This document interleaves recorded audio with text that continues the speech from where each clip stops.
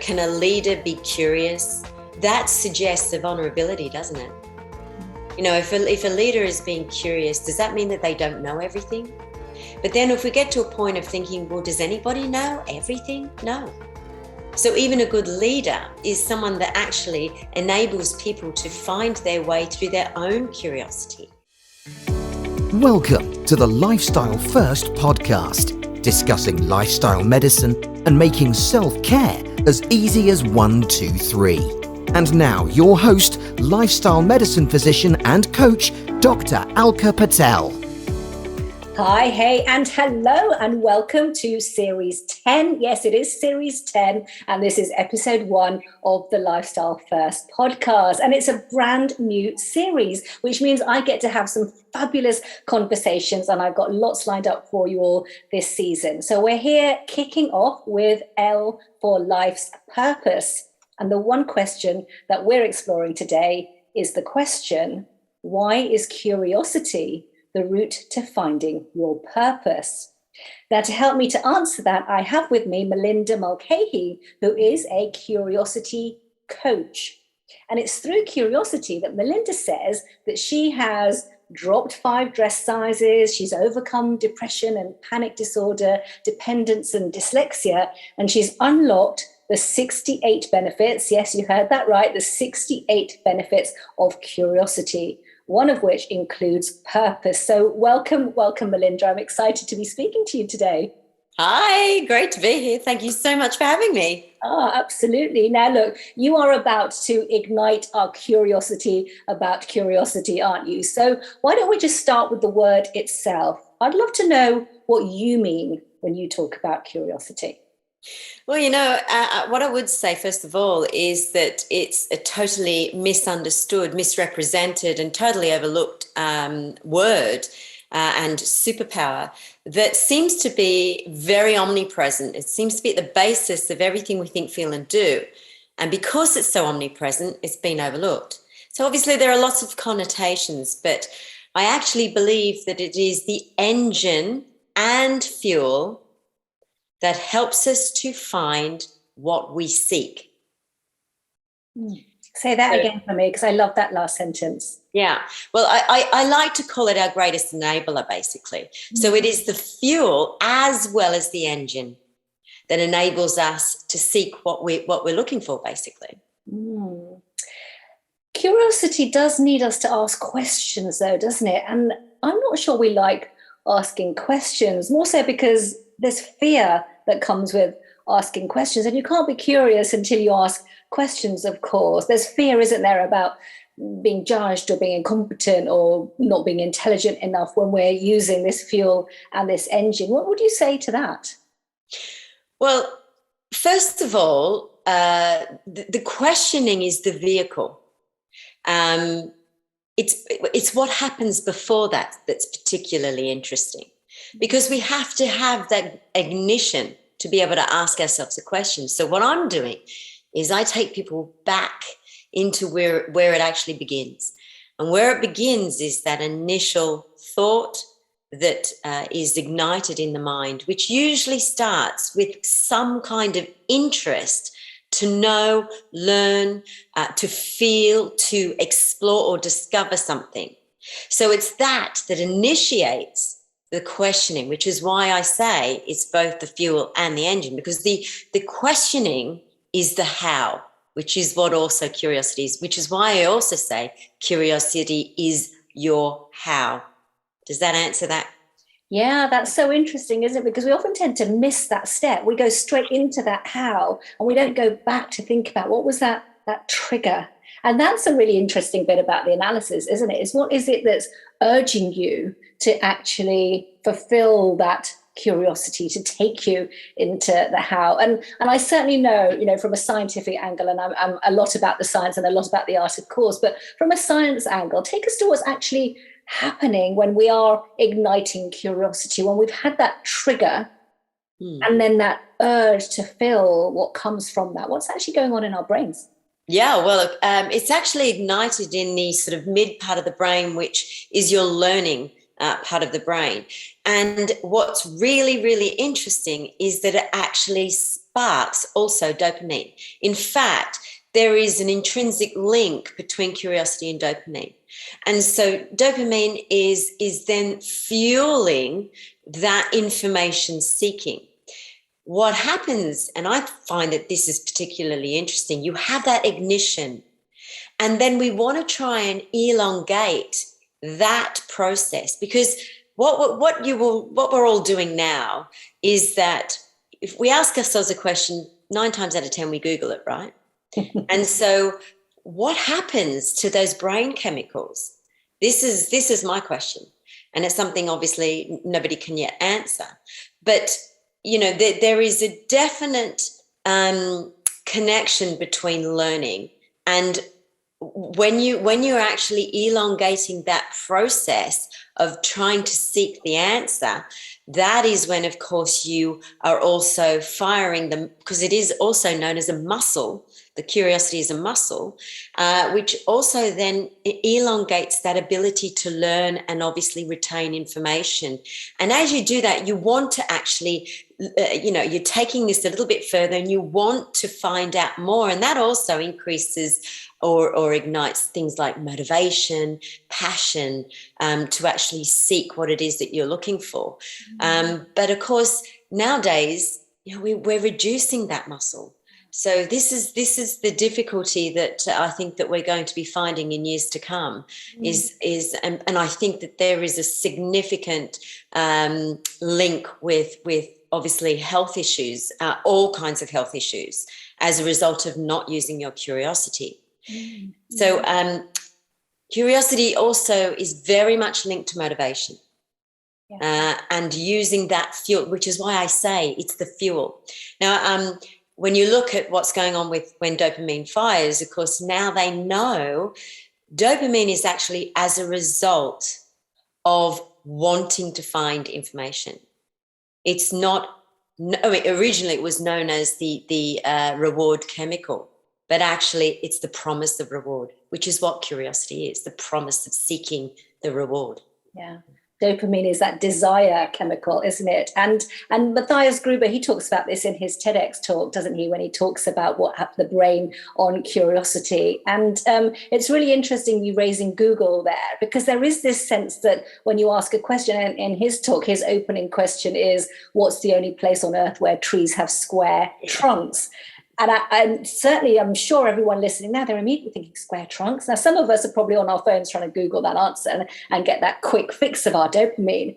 But others of us have now got visuals of a park we might have been to or an image that we might have seen. And it's that I think that you're referring to, that sense that there's this real excitement to seek more information and a real curiosity and an energy to seek out those answers, which goes beyond that quick Google search and there you go. I mean, we've had dining room conversations or dinner conversations, haven't we, where someone will ask a question and actually racking your memory, going back in time, thinking about that and coming up with an answer is so much more fun than simply asking Dr. Google.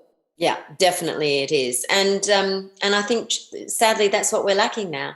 Yeah. And when we're not using that muscle, that's when I believe that our mental health is also depleting. But that's a whole nother story. Of course. So let's whip back to the opening question for this episode, which is, why is curiosity the route to finding your purpose? What's your experience with people who are looking for purpose? And dare I say, we're all on this journey to what's my purpose and why am I here on this beautiful earth and what am I doing here? And these are questions we ask ourselves, but do we have enough curiosity to actually find those answers for ourselves? What do you say to that?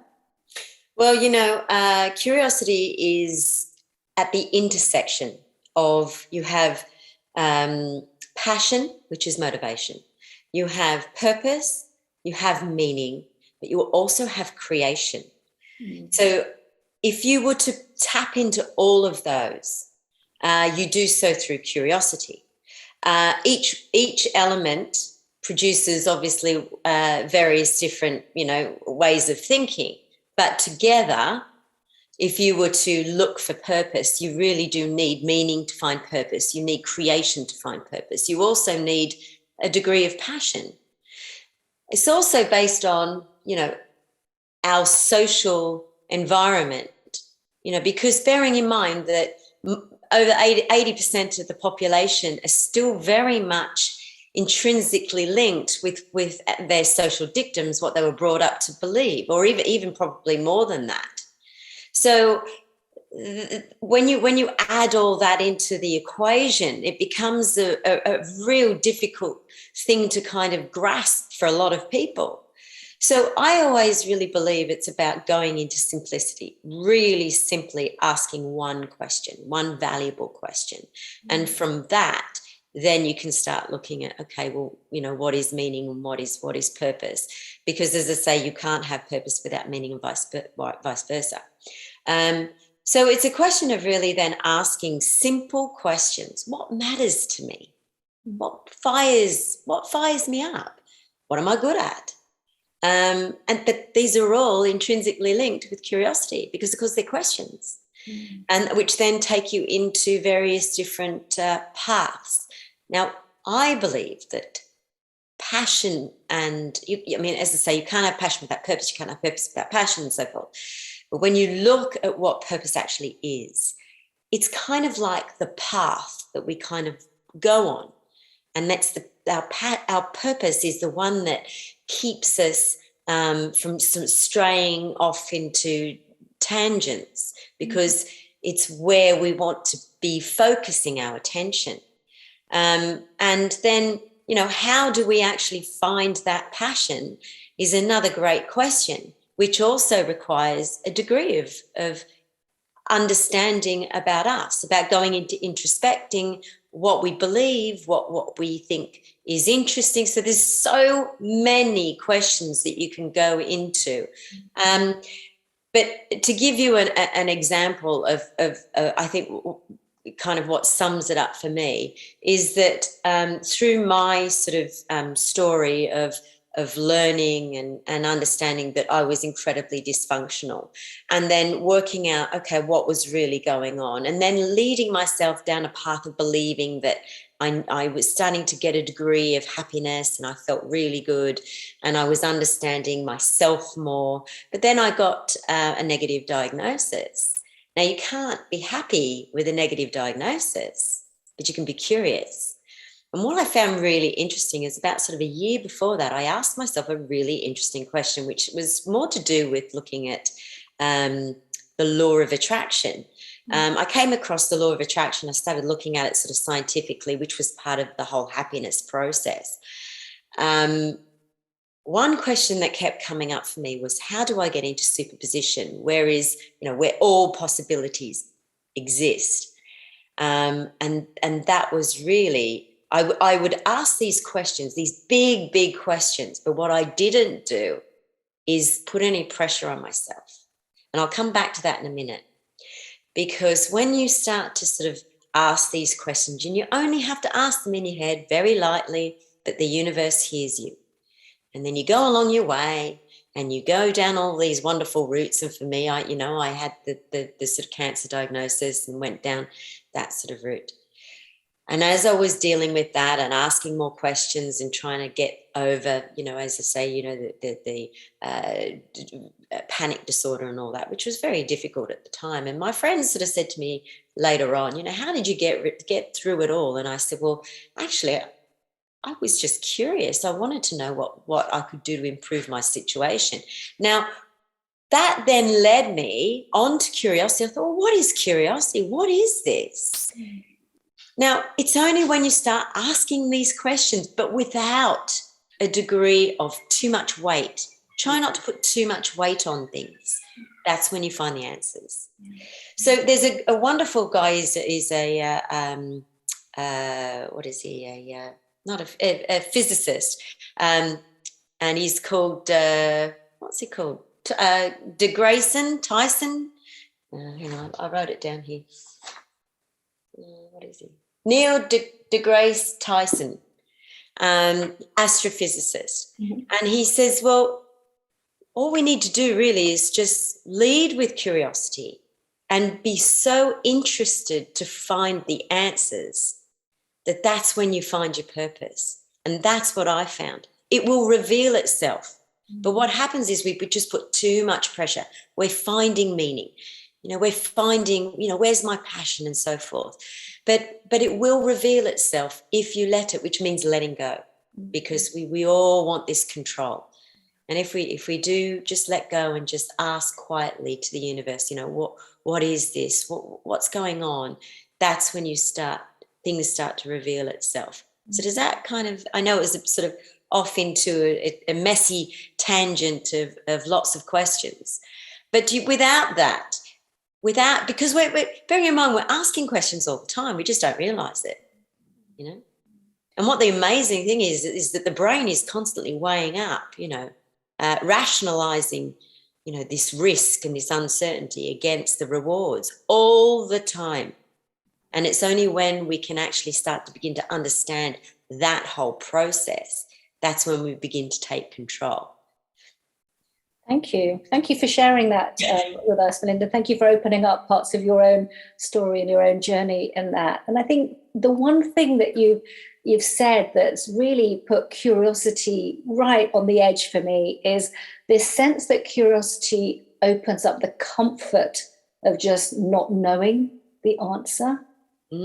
And the sense that you can allow yourself just to be guided simply by curiosity without having to know the answer until it is in itself revealed. And I think that's the difference between curiosity and simply asking questions, is often we ask questions knowing that we absolutely need to know the answer or seek the answer, but actually curiosity opens up a different level of comfort with not knowing, which can feel quite hard because we're not used to not knowing. We want that certainty. In fact, we want the comfort of certainty rather than the comfort of uncertainty. But even just language, changing the words, using the word curiosity in itself is very igniting, isn't it? So no, thank you so much for sharing that. And as you say, that takes us into all sorts of realms, whether you call it quantum physics or science or art or knowing what we don't know and just opening ourselves up to that.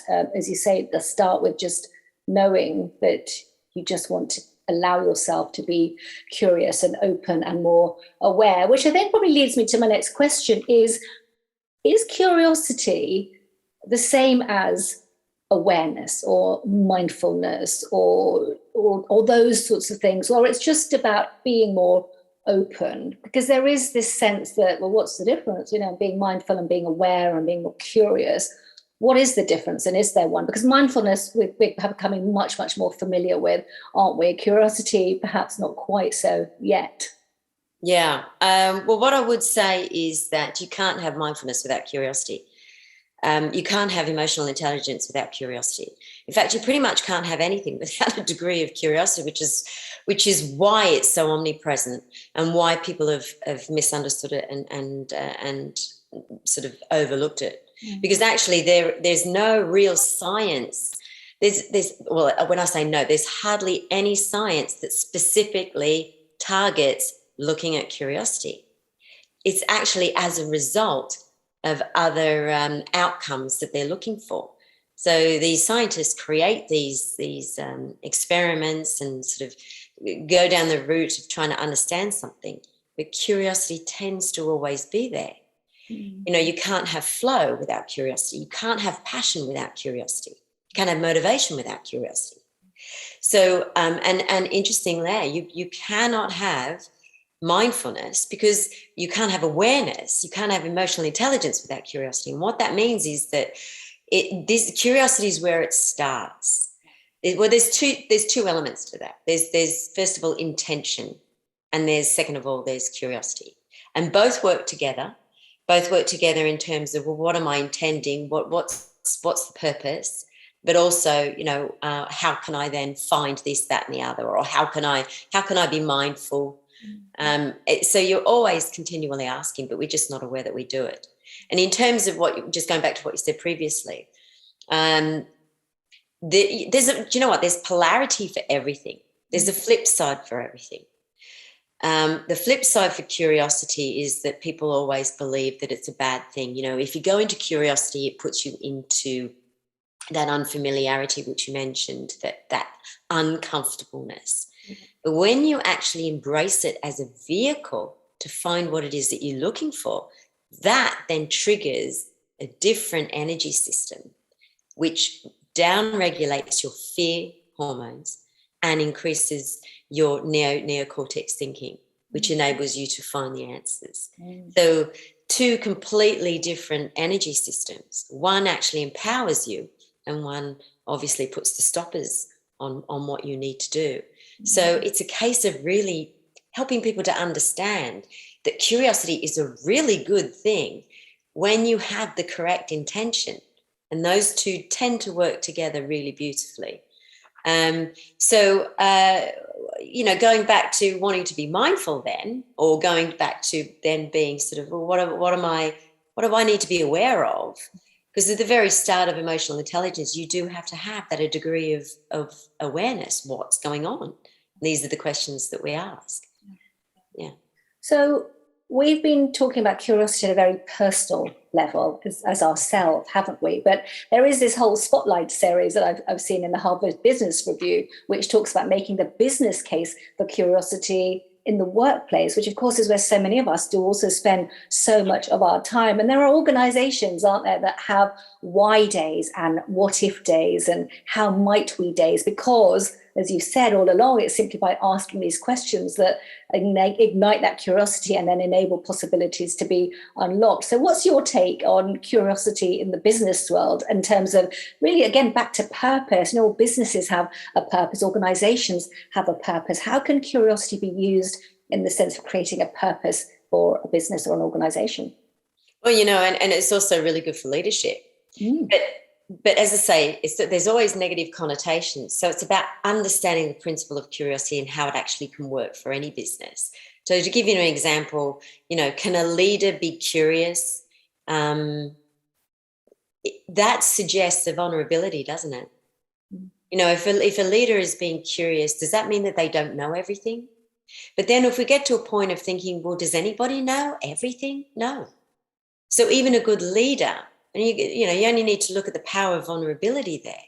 Any good leader is someone that actually enables people to find their way through their own curiosity and enable them to spread out and spread their wings. Then you have the whole concept of people coming into a business who have just been employed. They've been employed on the basis of having really good skills. Maybe, they could be the best kind of person in that particular field. And what's the very first thing that a company does? Puts them in an induction process. So what I believe that we need to consider doing is actually, before we do that, let's get as much information as we can before we indoctrinate them and start to actually work on those wonderful things that person can actually bring to the business, because they could bring something really radically amazing. And yet we're squashing that by our own processes, because that's familiarity. That is the pull of familiarity. And then we have the whole concept of using curiosity to navigate uncertainty, to navigate, or even to look at creation. And of course, creation and innovation work hand in hand, which cannot come about unless you have curiosity. Yeah. But you see, when you have these innovative companies, there are very few companies that really lead by being curious. What's going on with the market? How can we improve? And I always love that question. How can we improve this situation even more and more and more? And then you have companies like, Nokia. There was a guy called Rasmus Ankerson who wrote Hunger in Paradise, great book. He talks about, the complacency principle. And what's the opposite of complacency? Curiosity. But complacency offers that wonderful familiarity, which everyone loves, right? And of course, curiosity is on the opposite end of that. Where companies get really scared, they really think that they're going to lose time, lose money, lose productivity through curiosity. But in actual fact, curiosity offers the best productivity. Your productivity actually increases with curiosity. Yeah. It's being able to let go, which is fundamental to the process. And only then can you start navigating. Can you find answers much quicker? Can you enjoy yourself and have fun? And also, can you reduce the stress of your employees at the same time? You know, it's a win-win situation, but very few companies do that. Yeah. There's that lovely story of Edwin Land, isn't there? He was the inventor who invented the instant Polaroid camera, didn't he? And there's a story where he'd just taken a photo of his daughter well before instant cameras were invented. And she was curious enough to ask him, why do we have to wait for this picture? Because, of course, you had to wait in those early days for things to be developed. And that question was what then sparked him to think about, well, actually, I can make an instant camera. And without that questioning, actually, those ideas don't come. Someone's got to seed the question. And if you look at sort of organizations and industries on a bigger scale now, back to what I said earlier about what if we did have what if days, what if the leaders, as you said, seeded the question, how might we? Because not all leaders have the answer. How could we do A, B, or C? What if we did X, Y, or Z? Why are we doing E, F, and G? It's seeding those questions to then, as you say, allow everyone else to ignite their own curiosity and create what is possible without it having to come down to that one person. It is about co-creation as well, isn't it? It's also, I think we all got into this concept. We are a finished product, and with that finished product, then we allegedly know everything. And that comes down to even the leaders. You know, we even put them on that pedestal. Well, they're the leader, they must know everything, which is what I said previously. Wouldn't it be great if we came from a concept of actually, I don't know anything, and the more I know, the less I know. Yeah. And from that point of view, then it's all learning. And that is when you get to the basis of creation. That is when you get to the basis of innovation. And that is when you get to the true answers that need to come to the forefront. Mm-hmm. And as you do that, you also reduce your biases. So what you're doing is you're knocking out your biases, which is when I go back to the idea of superposition, getting yourself in the best possible position so that you can find the real answer that you're looking for. And when you do that, that's when you kind of wade through all the mess. You find your answer much faster. Mm. And now, here is your lifestyle first prescription. Your 3 activating actions to take you from knowing to doing. That takes us beautifully, really, into leaving us with some techniques or tips that we can use to find purpose, to ignite that curiosity. For people who are wanting to sort of ask more, to find more, what would you say? Give us 3 tips to go away with, Melinda. I think one is, what is it I'm really seeking? That's a really good one to ask. What is it I'm really seeking? What makes me feel good? I think it's really, really important now as we move forward that we really do engage our feelings, because our feelings are also what determines our behaviours and our thoughts. It's a very sort of interwoven process that feeds back upon itself. And what can I learn? You know, what can I learn that then enables me to move forward? So those 3 things is really, really key to foundational concepts that will take you on that journey of finding your purpose, finding your passion, your meaning, and things like that. So yeah, those 3. Yeah. Oh, thank you. 3 very powerful questions that in themselves make you more curious to want to answer them for yourself. So thank you so much for those, Melinda. I'll definitely be sharing them on the podcast notes as well. And I'm sure there'll be people who'll be listening who'll be very curious about your work with curiosity and would like to get in touch with you as well. So what's the best way to reach out to you? I have a website called curiousyou.com, and from there you can actually then have a look at my course, which is delivered on an app. There are various different courses on that system, but also through Instagram, Melinda Mulcahy is an easy one to get hold of me as well. So there's 2 methods. Wonderful. I'll put all those links in the episode notes as well, so people can connect directly with you and find out more about you, because I'm sure lots of people listening will be curious about what you do and how you do it as well. So thank you so much, Melinda. It was amazing, fabulous talking to you. You've certainly left me with lots of curious questions to go away and ponder as well, which now simply leaves me to wish everyone listening a happy, healthy day. Thank you very much for having me. Thanks for joining us on the Lifestyle First podcast. Don't forget to subscribe and share. To learn more, please visit www.dralkapatel.com.